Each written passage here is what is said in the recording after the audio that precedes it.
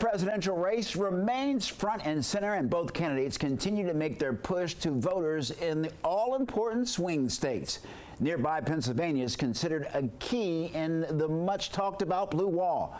President Trump won the Keystone State back in 2016 and narrowly lost to President Biden in 2020. So how are things looking on the ground in Pennsylvania? And joining us on Capitol Review is Jeffrey Lord, a contributing editor to the American Spectator, a contributor to Newsmax, and a former White House aide to President Ronald Reagan. Jeffrey, welcome to Capitol Review. Great to be here, Mark.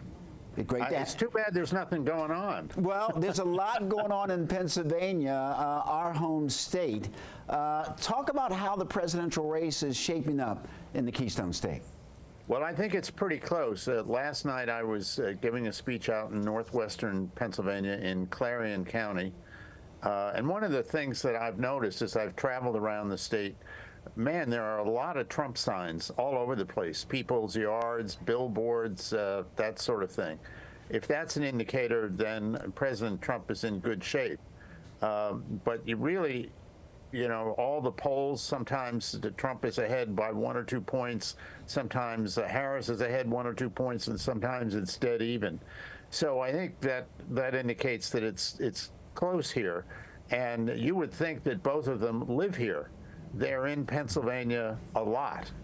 You know, rallies in places like Wilkes-Barre, Lancaster, York, out west, you know, Pittsburgh. President Obama was in Pittsburgh the other day. So there is a lot of activity and a lot of attention. And I have to say, Mark, having come up politically through the Pennsylvania political system, you know, Pennsylvania is important because it's a good-sized state. We're now down to 19 electoral votes from 32, you know, because population has vamoosed to Florida and Texas, that sort of thing. But still in all, I have never seen the kind of attention to Pennsylvania that we are seeing now. I mean, with the candidates here almost every day, the signs all over the place. When I was at this event last night in Clarion County, which is just below Erie in northwestern Pennsylvania, it was very plain that these were the folks who were doing the grassroots minutia.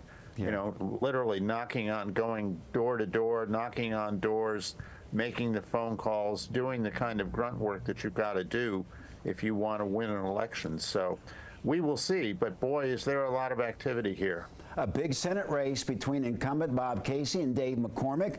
Of course, McCormick lost to John Fetterman a couple of years ago when President Trump backed Dr. Mehmet Oz instead of McCormick. Many felt that McCormick could have won that race had the former president backed him. What's your take on that big Senate race that could determine? Well, there's the interesting developments there.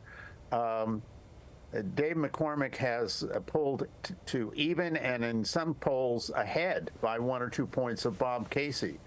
So it is entirely possible that there could be an upset coming with that.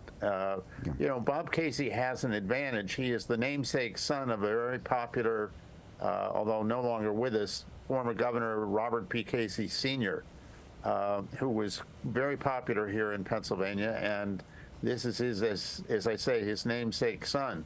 But Bob Casey Jr. has been in the Senate for, I think, 3 terms, and the question has been, what has he accomplished? And McCormick, I think, is having some success pressing on him the label of in essence, a do-nothing senator who hasn't accomplished very much.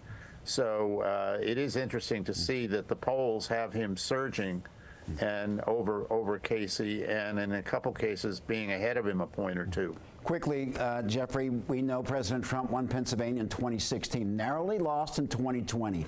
If he wins Pennsylvania, does that crush the blue wall and he goes back into the White House? Yes, yes, without doubt. That's what will happen. And that is entirely possible. As I say, he's here an awful lot. There's plenty of signs of his support. And then, as I say, you know, just last night, and I've been going to these dinners in different counties and giving speeches, and talking to the folks, they're the grassroots. They're doing the hard daily work. So, yes, indeed, he could win. Jeffrey Lord, thank you very much for joining us. You bet, Mark. Thank you.